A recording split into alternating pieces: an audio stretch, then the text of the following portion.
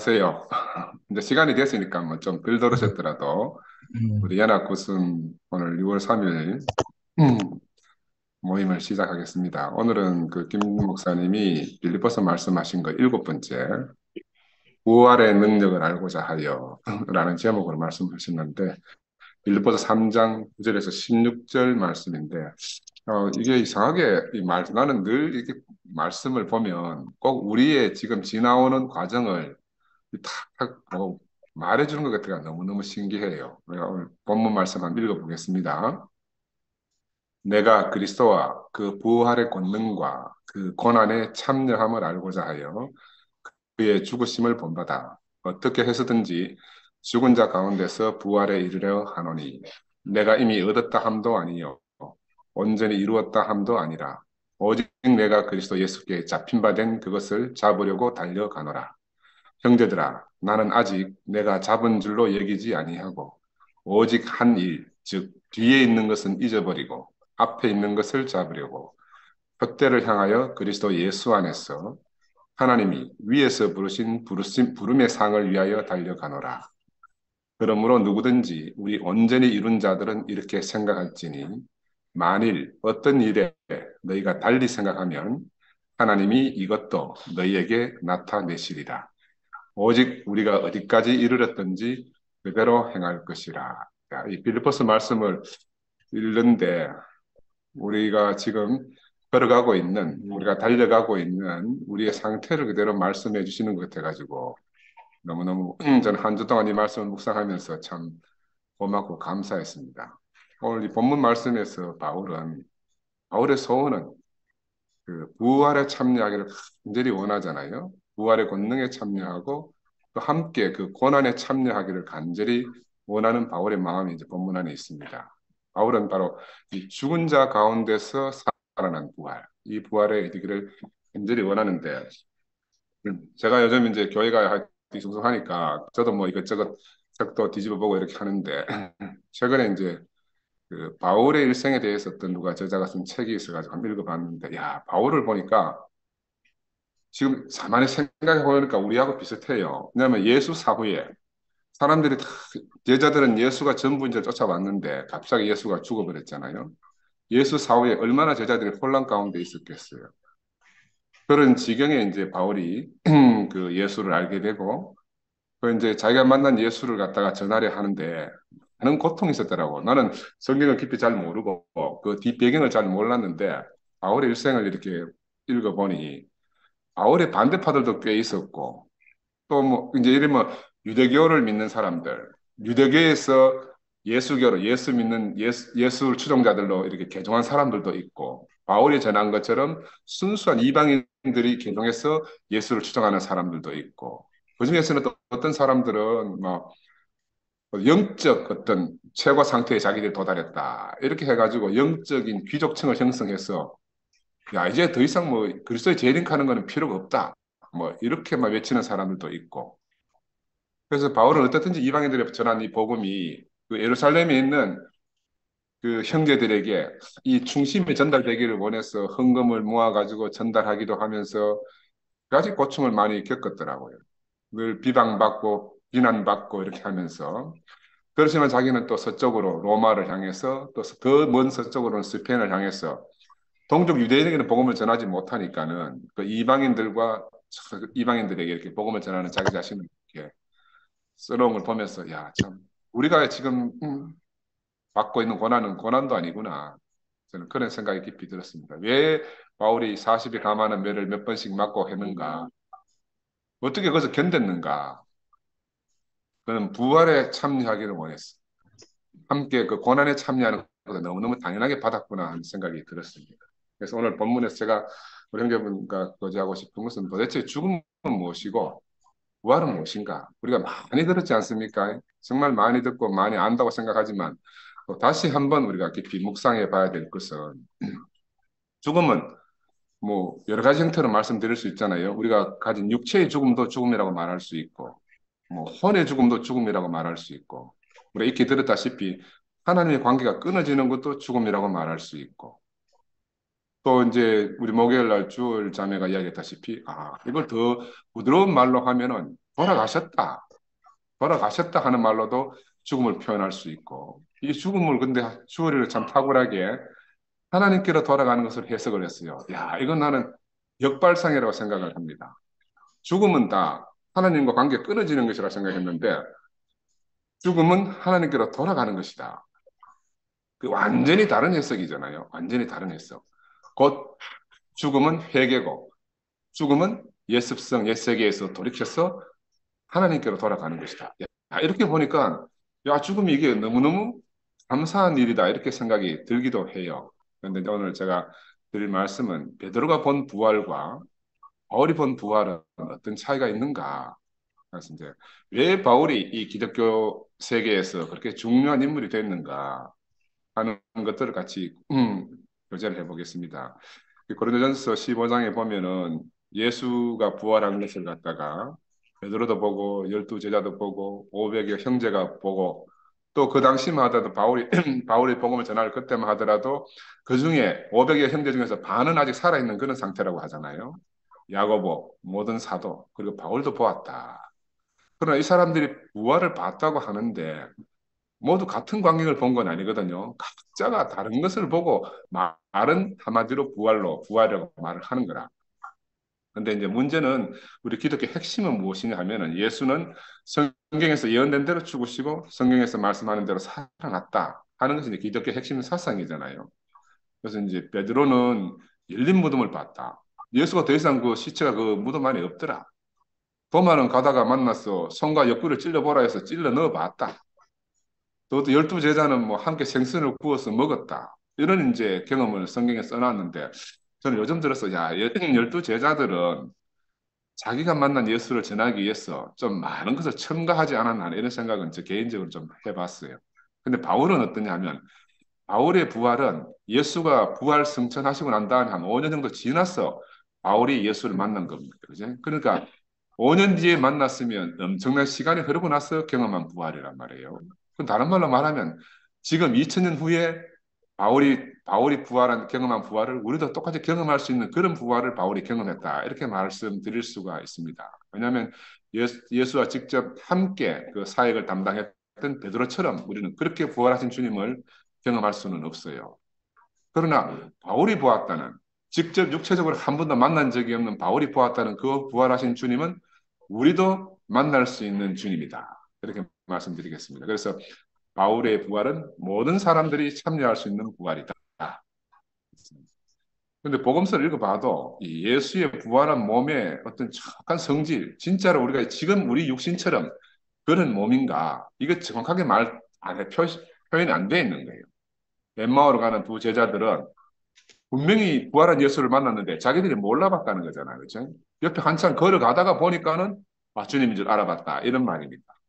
또 누가복음에 보면은 지나가는 사람을 집에 유하고 가세요 하고 데리고 와가지고 뭐 식사하고 이렇게 뭐 빵을 떨어 축복하는데 보니까 예수다. 딱 아는 순간 또 싹 사라져 버렸는 거야. 야, 그래 이게 정말 육체를 가진 예수를 만났다는 건지 아니면 뭐 신령한 우리 요즘 말하는 귀신 같은 예수를 만났다는 건지 우리가 다 알 수는 없습니다. 그죠? 막달라 마리아는 또 어떤 예수를 만났는가 하면은 부활한 예수를 동산지기인 줄 착각했다 그러잖아요. 아니, 함께 산 사람인데 어떻게 그렇게 함께 살고 금방 죽은 사람을 다시 만났는데 동산직인 줄 착각했을까? 이것도 좀 궁금하기도 하고. 근데 마리아가 탁 알아보자, 예, 몸에 손대지 마라 하고 이제 그렇게 말씀하시는 예수. 우리 부활은 참 오리무중입니다. 그래서 이 부활의 문제는 우리가 이 부활을 가지고 고민하고 하는 부활의 문제는 2000년 전에 일어났던 어떤 일이 그게 사실인지 확인하기 위한 그런 문제는 아니라고 보여져요. 오늘날 우리가 이 부활한 예수를 어떻게 경험할 수 있는가 하는 문제라고 볼 수가 있습니다. 그죠? 그래서 예수의 부활을 우리의 맨눈으로는 확인할 수가 없잖아요. 그래서 우리는 어떤 면에서는 맨눈으로 확인할 수가 없기 때문에 영적인 눈이 필요하고 부활의 실제를 경험하는 이 축복의 관문일 수가 있는 거라. 영적인 눈으로 본다 하는 것은. 그래서 김 목사가 이 죽음과 부활에 대한 재고를 이제 그렇게 표현해 놨습니다. 이 성경 언어는 현대인들이 생각하는 객관적이고 과학적인 언어가 아니다. 근데 우리는 지금 근대화된 시대에 살기 때문에 모든 것을 할 수만 있으면 객관적으로 너도 알고 나도 알고 모든 사람이 아는 이 객관적인 사실을 통해서 알기를 원하고 또 할 수만 있으면 과학적 근거 하에서 알기를 원하잖아요. 그래서 우리가 과학적이다. 요즘은 과학적이다는 말을 많이 쓰잖아요. 과학적이라는 건 어떤 말이냐 하면은 우리가 시공간 안에 사는 우리 인생이 공간 안에서 공간 안에서 위치하고는 사물들의 관계를 규명하는 것을 과학이라고 그래요. 공간 안에 있는 사물들의 관계, 다른 말로 말하면 공이 높은 데 있으면 놓으면 땅에 떡 떨어지는 중력의 법칙이 작용한다. 이거는 지구하고 공하고의 관계, 두 사물의 관계잖아, 그죠? 뉴턴의 만류인력 법칙, 중력의 법칙 이런 것들, 이런 사물들의 관계를 규명하는 것이 과학적이다. 이것이 공간의 관계. 그다음에 역사적이라고 하는 말들이 있어요. 예수가 역사적 인물인가?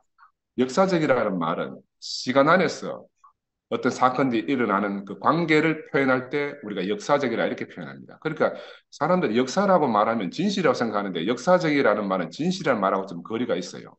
역사적이라는 것은 사건의 사실, 본질 자체보다는 어떤 사건과 어떤 사건 사이에서 일어나는 그 관계를 표현하는 게 역사라. 그러니까 역사는 다른 말로 말하면 승리한 사람들의 역사라 이렇게 표현하잖아요. 똑같은 사건이 있었더라도 어떤 사람이 어떤 시각에서 그것을 썼느냐. 그러니까 우리가 흔히 과학적이다, 뭐 역사적이다 이렇게 말하더라도 다 진실과 사실에는 좀 거리가 있을 수 있다. 이렇게 제가 말씀을 드리고 그래서 성경을 객관적이고 과학적인 이런 개념으로 보아서는 우리가 성경을 충분히 이해할 수가 없고 성경은 다른 말로 말하면 사람이 하나님과의 관계 안에서 체험된 것을 고백하는 색다른 언어잖아, 그지? 이거는 역사적이지도 않고 과학적이지도 않고 순수히 우리 자신의 어떤 체험과 관계되는 거니까. 우리는 딱 태어나면 있잖아요. 우리 안에 어떤 경험이 있어요. 금방 태어났는데도 불구하고 어떤 경험이 있는가 하면 내 생명의 DNA 속에 우리 모든 조상들이 이미 선언적으로 내가 태어나기 전에 경험했던 모든 경험들이 선언적 경험으로 우리의 생명 안에 딱 내재되어 있는 거예요. 한국 사람들은 한국말을 하면 안심이 되고 미국 사람들은 미국말을 하면 안심이 되는 전형적인 그런 속성이 있거든요. 그래서 어릴 때 이중언어를 하는 사람들은 고향을 정체성을 잃어버린다 그런 말이 있어요. 너무 어릴 때 언어를 갖다 모국어도 말고 외국어도 말고 같이 가르쳐 주면 자기 자신의 정체성을 잊어버린다 그래요. 그래서 이런 것들이 우리 안에 이미 선언적으로 생명 안에 축적된 그런 경험들이 있거든요. 그래서 성경을 우리가 경험할 성경의 어떤 사실을 갖다가 내가 받아들일 때는 나에게 체험된 것들 가지고 고백하는 그 기자들의 언어라 이렇게 생각하고 우리의 경험 안에서 체험 안에서 이렇게 깨달아가면 훨씬 더 쉽게 받아들이지 않겠나 하는 생각이 듭니다. 그래서 선악과를 먹는 날에 반드시 죽는다. 이 말 너무 많이 들었잖아요. 맨 나중에 멸망받을 원수는 죽음이다 하는 말도 많이 들었지 않습니까? 그죠? 이런 것들은 이 죽음이라는 것은 단순히 어디 생물체가 자연현상으로 노화되고 뭐 사고나 이런 걸로 죽어가는 그런 자연적인 죽음을 말하는 건 아니니까. 그래서 언어가 참 그 어떤 사실을 말하는 데는 참 제한적이다 이렇게 생각이 듭니다. 그래서 성경에서 말하는 죽음은 하나님의 관계에서 끊어지는 것이다. 이렇게 이제 우리가 늘 이때까지는 통상적으로 그렇게 알고 있었잖아요. 근데 이번에 목요일 날 주월이가 죽음은 하나님께로 돌아가는 것이다. 이렇게 딱 정의를 해버리니까 또 전혀 색다른 거라. 그래서 제가 주월이 말을 들으면서 그러면 하나님과 관계가 끊어지면 뭐라고 표현해야 되겠노? 아, 그건 사망이라고 표현해야 되겠구나. 사망이라고. 그지? 죽음은 우리가 흔히 알듯이 그 저주스러운 것이 아니고 죽음 자체는 즉시 하나님께로 돌이킬 수 있는 그 귀한 기회이구나. 저는 이번에 목요일 날 말씀을 드리면서 그런 어떤 새로운 또 시각이 생겼습니다. 죽었다 하는 말은 문둥병 환자처럼 감각이 없는 자가 됐다. 이런 말로도 말할 수 있고 하나님이 즐거워하는 일에 함께 즐거워할 수가 없는 사람이 돼. 또 하나님의 영원한 목적과 계획에서 빗나가게 됐다. 이런 것들을 다 통칭해서 이제 죽음이라 이렇게 말할 수 있잖아요. 그리고 우리가 살았다 하는 것은 무엇에 대해서 살아있느냐가 참 중요합니다. 우리가 멀쩡히 만나는 사람에게도 어떤 사람에서 나는 죽었다. 그 관계 끊어졌으니까. 그 사람은 몸은 살아있고 나도 몸은 살아있지만 둘이 관계 안에서 죽음이 존재하는 거죠. 그래서 부활은 마찬가지로 다른 말로 말하면 죽음이 하나님께로 돌아서는 것이고 하나님께 대해 살아 있는 것이다. 이렇게 표현이 될 수 있다. 그러면 죽음과 부활은 그야말로 동전의 양면이다. 그러니까 뗄래야 뗄 수 없는 관계가 죽음과 부활이다. 그러니까 부활의 권능에 참여하기를 원하는 모든 사람은 죽음을 피할 수가 없는 거라. 그 죽음을 피하고는 우리가 부활의 권능에 참여할 수가 없잖아요. 그래서 바울은 예수가 죽으시면 죄에 대하여 단번에 죽으시며, 죄에 대해 단번에 죽었다는 말은 이제 하나님께서 살 수 있다는 말이잖아요. 죄에 대해서 죽은 자는 하나님께 대해서 산 자가 되는 거죠. 그래서 그가 살아계시면 하나님에 대해서 살아계십니다. 이런 로마서 말씀이 있잖아요. 그리스도를 죽은 자 가운데서 살리심과 같이 우리로 또한 새 생명 가운데서 행하게 하려고 그렇게 하셨다는 거죠. 그래서 예수께서 죽고 다시 사심 같이 우리 옛사람이 죽고 새 생명으로 사는 것이 부활 생명인데, 야, 이거를 매일 이렇게 들어봐도 같은 말을 늘 반복하는 거 있잖아요. 그래서 저는 오늘 6월절 오순절에도 좀 생각을 해봤습니다. 왜 예수의 제자들은 예수를 이런 말로 저런 말로 자기들이 만난 예수를 갖다가 다양하게 표현해놨는가? 분명히 예수는 그 로마 시대에 십자가에 죽은 사람이 한두 사람이겠습니까? 뭐 수많은 사람들이 뭐 널리 바깥에 나가면은 다 십자가가 매달려 있고 막 죽어 널브러진 사람들이 뭐 천지사방인데 그 수많은 십자가 처형된 사람들 중에서 왜 예수만 특별하게 그 유월절 제물로 표현했냐는 그들은 자기가 만난 이 예수를 갖다가 하여튼지 살려내고 싶은 마음이 간절하지 않았겠습니까? 그래서 구약의 여러 말씀들 중에서 장차 올 메시아에 대해서 표현한 많은 말씀 안에서 예수를 재해석하고 그래서 유월절 제물처럼 우리가 예수 안에 있고 예수의 운명 안으로 살 사람이다. 한 걸 아마 알지 않았겠나 싶어요. 지금 우리도 마찬가지입니다. 예수가 정말 우리의 주님이시고 내 운명이 예수 안에 있고 내가 예수 운명으로 살 사람이라 그러면 내가 그렇게 제물로 드려지는 것이 바로 내 운명 아니겠어요? 진짜 우리가 예수를 안다고 하면 그럼 내가 저기에 가면 내가 저 운명 안으로 가면 나도 제물이 되겠구나. 나도 그래 희생 제물이 되겠구나 하는 것이 우리 운명이라고 저는 생각이 들어요.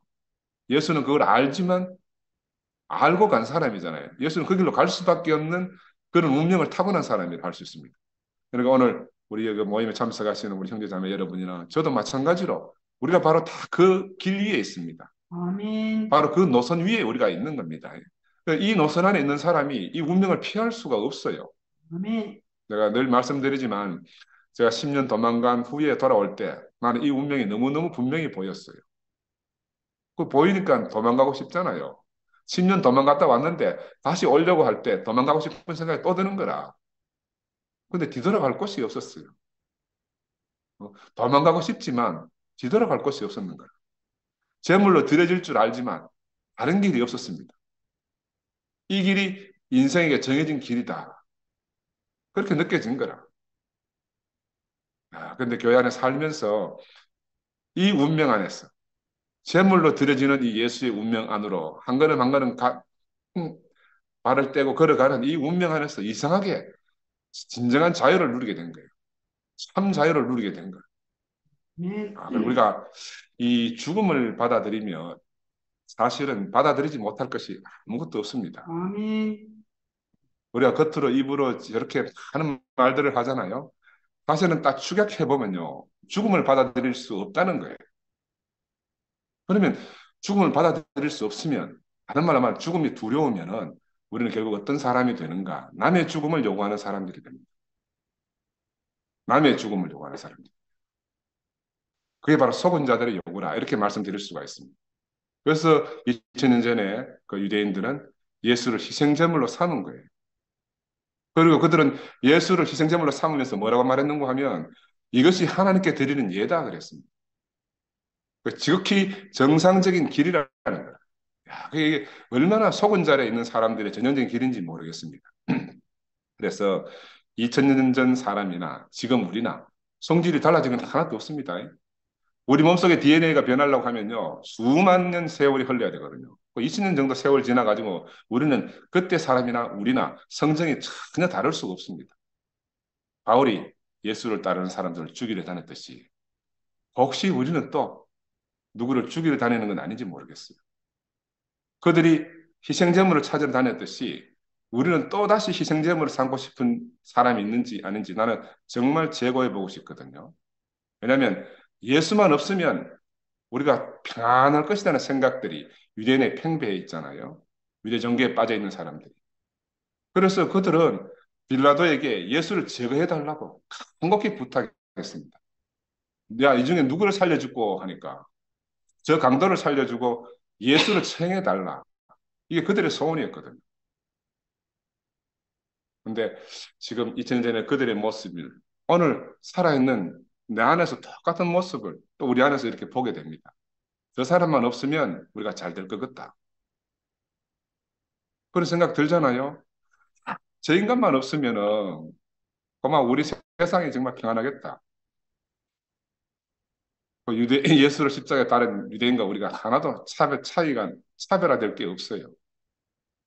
그래서 나는 이번 우리 안에서 일어나는 일들을 보면서 야 하나님이 우리에게 보여주시고자 하는 것이 참으로 알아져요. 아멘. 아 내가 바로 그 예수를 죽인 사람이구나. 야 나는 그 사람들과 하나도 다르지 않구나. 저는 옛날 종교 안에 있을 때는 나는 절대로 예수를 죽일 사람이다. 라고 생각해 본 적이 없어요.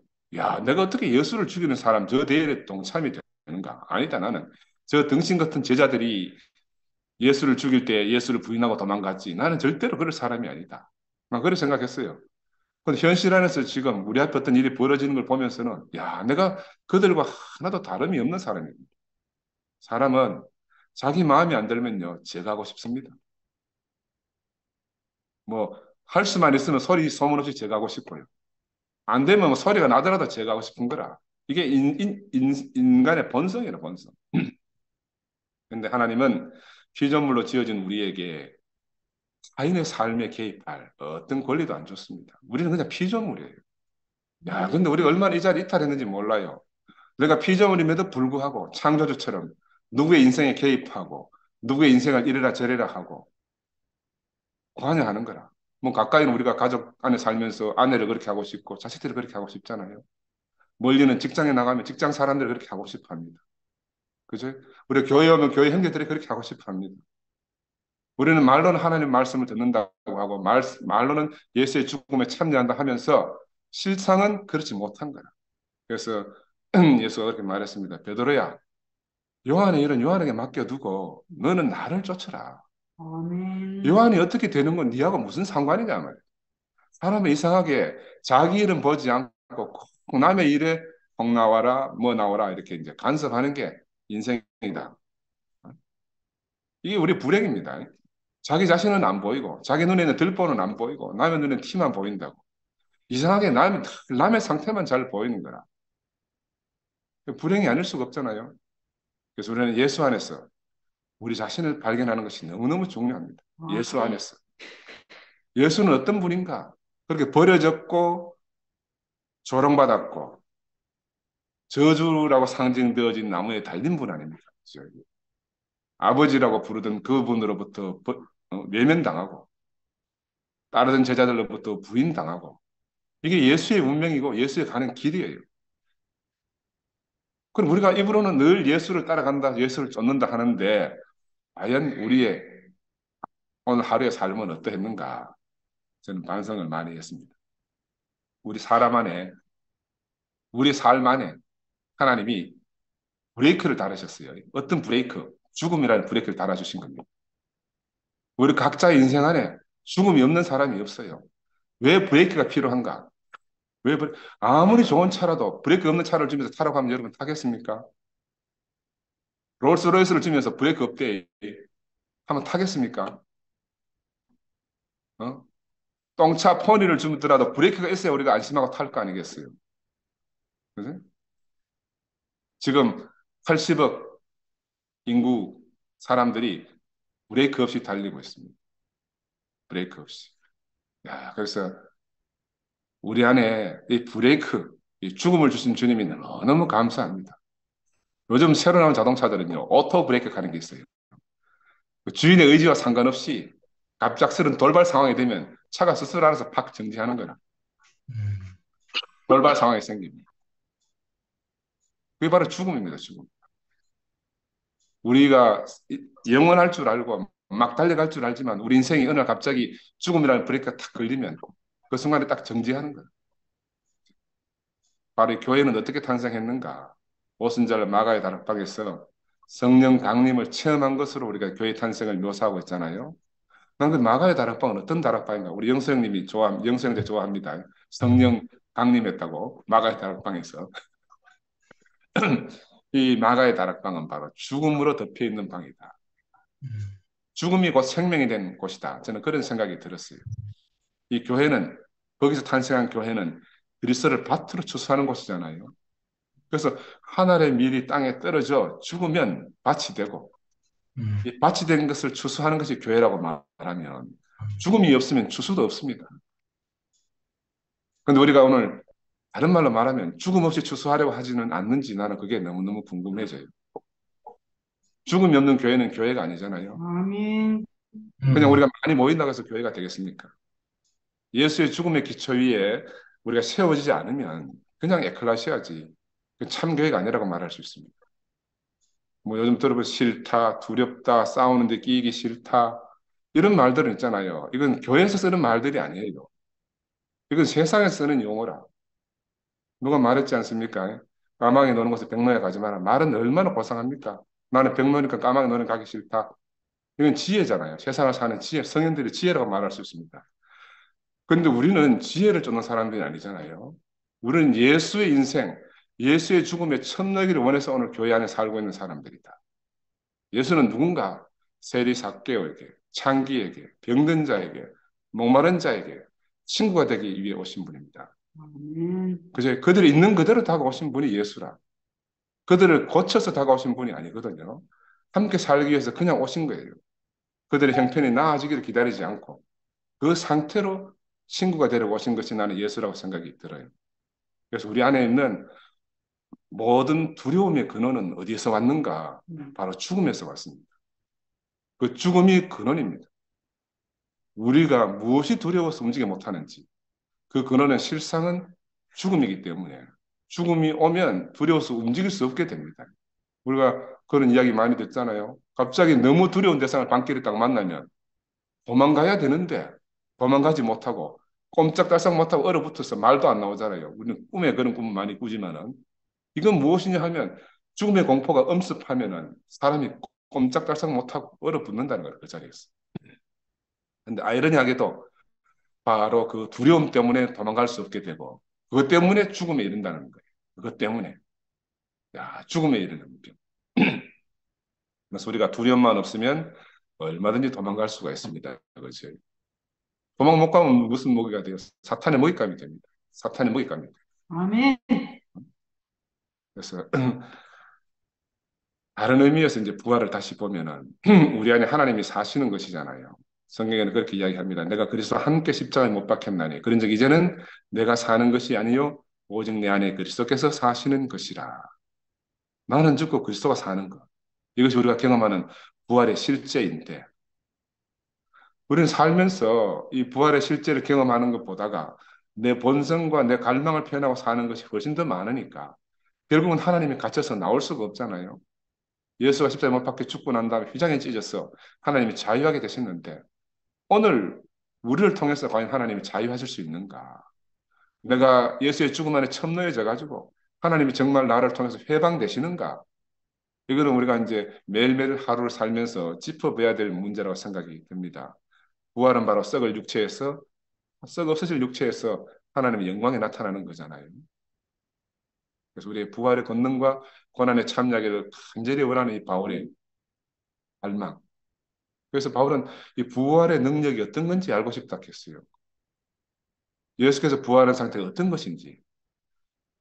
죽은 자의 부활도 그와 같으니 썩을 것으로 심고 썩지 아니할 것으로 다시 살아나며 욕된 것으로 심고 영광스러운 것으로 다시 살아나며 약한 것으로 심고 강한 것으로 다시 살아나며 육의 몸으로 심고 신령한 몸으로 다시 살아나니 육의 몸이 있은즉 또 영의 몸도 있느니라. 야, 이게 이 글로 이렇게 보면 얼마나 좋습니까? 근데 이게 실제로 우리 안에서 이제 실제가 돼야 되는 이게 바울이 체험하고 싶은 부분이잖아요. 바울이 체험하고 싶은 부분.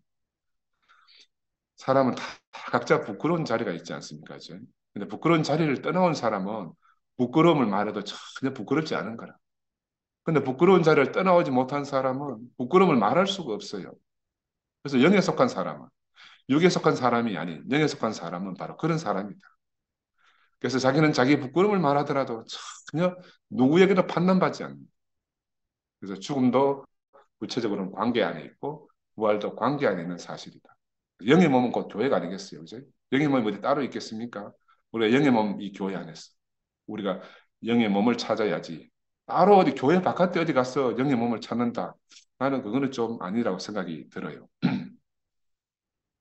우리가 사방으로 우겨쌈을 당하여도 쌓이지 아니하며 답답한 일을 당하여도 낙심하지 아니하며 박해를 받아도 버림받지 아니하며 부끄러뜨림을 당하여도 망하지 아니하고 우리가 항상 예수의 죽음을 몸에 짊어지면 예수의 생명이 또한 우리에게 우리 몸에 나타나게 하려 합니다. 고린도후서에 있는 말씀인데 이게 바로 부활한 사람의 어떤 모습이다. 이렇게 말씀드릴 수가 있고요. 바울은 그래서 끊임없이 표대를 향해서 달려가고 싶은 마음을 간절히 표현해 놨습니다. 그러니까 이 표대를 향해서 달려가려고 하니까 자기는 다른 사람이 고통스럽다 하는 것까지도 고통스럽지 않게 여긴다는 거예요. 야, 40에 하나 감하는 매를 수차례 맞으면서도 분명히 아프잖아요. 아픔과 고통은 다른 거거든. 아픔과 고통은 다른 거예요. 그걸 전혀 고통스럽게 여기지 않는다는 거예요. 표대가 분명하지 않으면 모든 것이 고통스럽습니다. 근데 표대가 너무너무 분명하면은 그 고통스럽게 느껴지지 않는 거다. 아, 하나님의 연단으로 알아지는 거예요. 내가 가야 할 곳이 너무너무 분명하기 때문에 귀찮은 것이나 힘든 것이 전혀 없는 거죠. 이러다 저거 제일 사람 아니겠어요? 저는 이 말씀 보면서 우리 어머님 깊이 생각이 납니다. 우리 앞에 황목순 자매님이 앞에 앉아서 아멘에만 하고 계시는데 옛날에 목사님 각국 갔을 때 우리 각자 돌아가면서 간증한 적이 있어요. 그때 수요일에 우리 어머님이 말씀 간증했는데 어머님이 자기 인생을 다 드러내놓고 이제 형제들이 너무너무 좋아해서 그때는 단체로 항상 2부 집회가 있었습니다. 교회에서 1부 하고 각자 집에 가서 2부 하니까 우리 집 아파트 거기에 한 형제들 4, 50명이 막 오로로 집을 다 몰려왔는 거다. 문제는 뭐냐면 집에 오니까 우리 한모훈 자매님 식탁 위에서 맥주를 몇 병 까가지고 벌써 다 마시고 많이 취해가 있었어요. 그 형제들은 부활잔치 하려고 왔는데 부활잔치는커녕 거기서 이제 심판받았잖아. 우리 한모훈 자매로부터 우리 어머니가 내 생각으로는 한 시간 이상 했을 거라. 시집 왔을 때부터 막 오만 그 하여튼 막 그걸 다 쏟아내니까는 그래 막그 상황을 한번 생각해 보세요. 막 형제들이 막 부활잔치하러 왔다가 막 지지군 듯이 막 뿔이 엎드려 가지고 그 탄수형까지 다 같이 왔었다. 와, 그 당황하면 당황이지. 아, 근데 우리 한번 자매가 이야기 거의 다 끝나고 나니까 딱 우리 어머님이 우리 사람은 탁자에 앉아가 이렇게 맥주 마시고 있었거든. 우리 어머님이 그 우리 한국은 무릎 앞에 딱 꿇어 엎드렸어요. 그러고 하시는 말씀이 봉순아, 네 말이 다 맞다. 내가 잘못했다. 네 말이 다 맞다. 야, 나는 그때 부활의 영광을 봤어요. 야, 이게 죽음이고 이게 부활이구나. 그때 이후로 우리 한국은 싹 변했잖아요. 어떻게 변했는가? 어머니 하나님이 자기 하나님이 된 거라. 우리는 어떤 한 사람을 변화시키는데 말로 안 돼요. 말로 안 됩니다. 미사역으로 아무리 말해도 안 돼요. 구체적으로 나의 무릎 꿇음이 필요하고요. 구체적으로 내 죽음이 필요한 거예요. 그래서 바울은 어떻게 하든지 간에 죽은 자 가운데서 부활에 이르려 한다. 어떻게 하든지 간에 죽은 자 가운데서 부활에 이르려 한다. 내가 예수 그리스도에게 붙잡히고 침례되어서 내 몸에서 그리스도가 정기하게 확대된다면 야, 이 부르심의 상이 얼마나 큽니까? 그러니까 이것 때문에 내가 죽기도 하고 살기도 한다. 얼마나 설레는 표대이고 축복인가. 우리가 바로 이 표대고 축복인 이것을 놓쳤기 때문에 지금 우왕좌왕하고 별의별 일들이 많이 형제들 안에서 있는 거예요. 그래서 우리가 다른 길에서 현재 이런 자리는 각자가 다른 곳에 달려왔다 할지라도 출발은 다르다 할지라도 우리는 지금 그리스도 예수 안에 함께 있습니다. 한 표대이신 그리스도를 향해 우리가 달려가고 있습니다. 그래서 예수의 죽음은 말에 있지 않습니다. 예수의 그 삶 안에 항상 자동차의 브레이크처럼 죽음이 늘 자리를 잡고 있었거든요. 우리도 마찬가지입니다. 나는 정말 간절히 바라는 것은 우리 각자가 예수의 죽음의 운명 안에서 발견되고 우리가 다 함께 부활의 권능에 참여하는 그런 은혜를 우리가 함께 누렸으면 좋겠습니다. 감사합니다. 아멘. 네.